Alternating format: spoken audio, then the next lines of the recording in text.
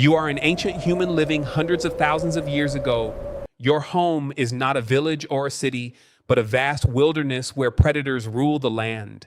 Lions roam the open grasslands, leopards wait silently in the trees, and every unfamiliar sound could be a warning that something is hunting nearby. Every day is a struggle to stay alive, and every decision could mean the difference between life and death. Then one day you meet someone you've never seen before. You could walk away and never see them again. Or you could choose to stay. That single decision might change the rest of your life. Today we call that love. But did ancient humans experience love the way we do? Or was choosing a partner simply another survival strategy in one of the most dangerous worlds our ancestors ever faced? Unlike today, ancient humans did not live among millions of strangers. The world was enormous, but people were incredibly few. Small groups were often separated by vast distances, dense forests, towering mountains, or endless grasslands. It was entirely possible to spend years without ever meeting someone outside your own tribe. Most ancient humans lived in small family groups, constantly moving in search of food and water. Occasionally, different groups cross paths at seasonal gathering places, productive hunting grounds, or precious watering holes where both people and animals depended on the same resources. These rare encounters were far more than chance meetings. They offered opportunities to exchange knowledge, share valuable resources, and sometimes establish peaceful relationships. Meeting someone new was uncommon, and every encounter carried uncertainty. A stranger could become a trusted ally, a future hunting partner, or even a lifelong companion.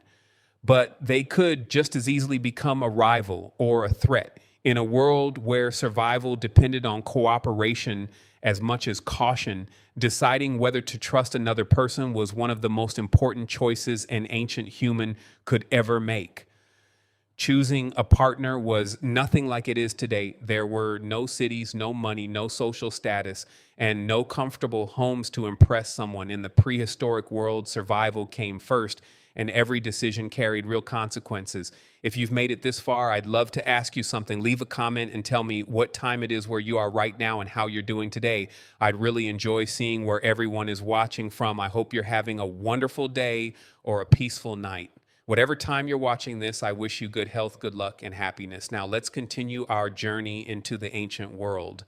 Ancient humans were more likely to choose partners who appeared healthy, physically capable, and able to survive the harsh conditions around them. Someone who could help find food, gather useful plants, or remain calm during danger was far more valuable than someone who simply looked strong. Cooperation mattered just as much as physical ability. A person who willingly shared food, protected children, cared for injured group members, and worked well with others would have earned trust over time. Kindness may also have played a larger role than many people realize. Living in small groups meant everyone depended on one another. A selfish or aggressive individual could threaten the survival of the entire family or tribe, while a caring and dependable partner helped everyone stand a better chance of living another day. In a world where every day brought new dangers, choosing the right partner was never just about attraction. It could mean the difference between life and death. Did ancient humans actually fall in love? The honest answer is that no one can know for certain. Love doesn't leave fossils behind, and emotions cannot be preserved in the archaeological record, but scientists can study the behavior of our closest living relatives along with evidence from human evolution to make informed conclusions. Many researchers believe that ancient humans formed pair bonds, close relationships between two individuals that lasted beyond a single mating season. These long-term bonds likely help parents raise children, share food, and protect one another in a dangerous world. Over time, those partnerships may have been strengthened by affection, trust, and emotional attachment. In fact, raising a human child required years of care, far longer than most other mammals. That alone would have encouraged lasting relationships between parents and greater cooperation within families. While we may never know exactly how ancient humans felt, it is very likely that the roots of love, attachment, and lifelong companionship began long before the first villages, the first kingdoms, or the first civilizations ever appeared. Did ancient humans compete for partners? Almost certainly, but probably not in the way we often imagine. While physical strength was undoubtedly important in a dangerous prehistoric world, it was only one part of the picture. A skilled hunter who could consistently provide food would have been highly valued. Someone who knew where to find fresh water, make reliable tools, or recognize edible plants offered practical advantages that benefited the entire group. Generosity also mattered.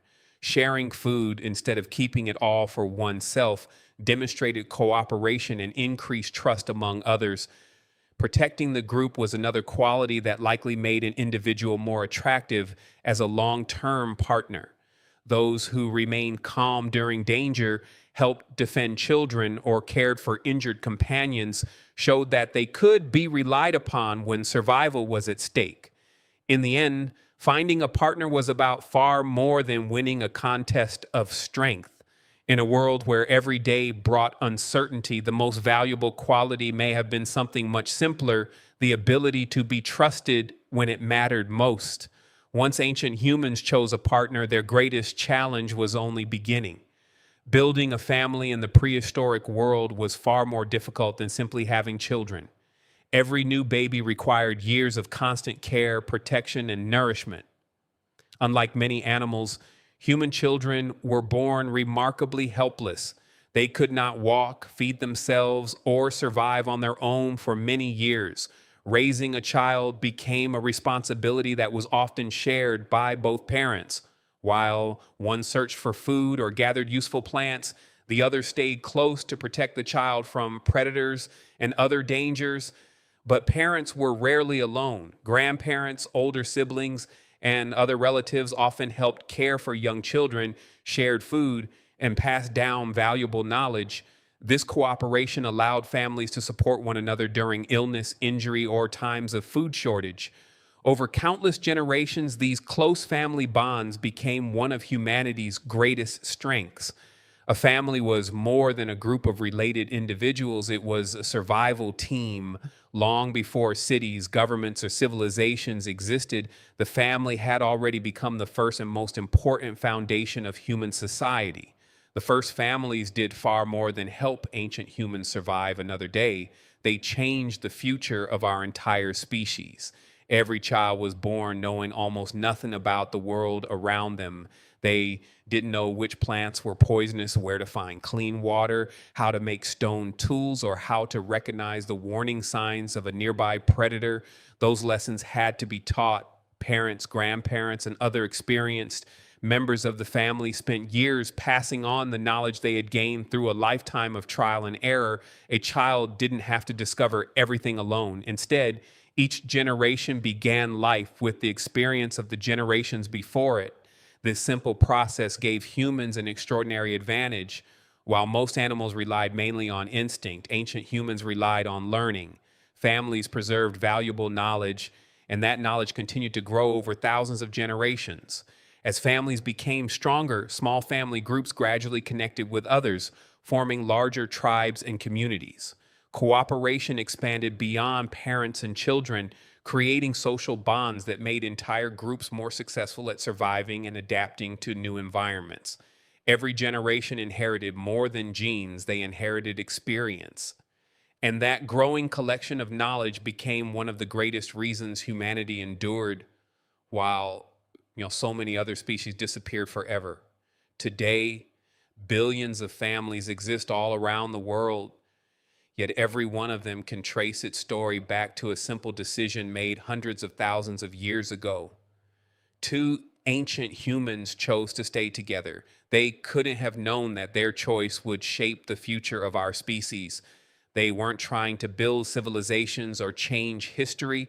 They were simply trying to survive another day, protect their children, and give the next generation a chance to live. From those first families came small tribes. From tribes came larger communities. Eventually, villages, cities, kingdoms, and civilizations followed. but none of it would have been possible without those fragile family bonds that began long before history was ever written. Every family that survived gave humanity another chance to continue, and because those ancient families endured, every family alive today is part of the same unbroken story. Thank you so much for watching. If you enjoyed this journey into the lives of our ancient ancestors, please consider subscribing to the channel and giving the video a like. It really helps support future documentaries like this. I'd also love to hear from you. What ancient human topic would you like me to explore next?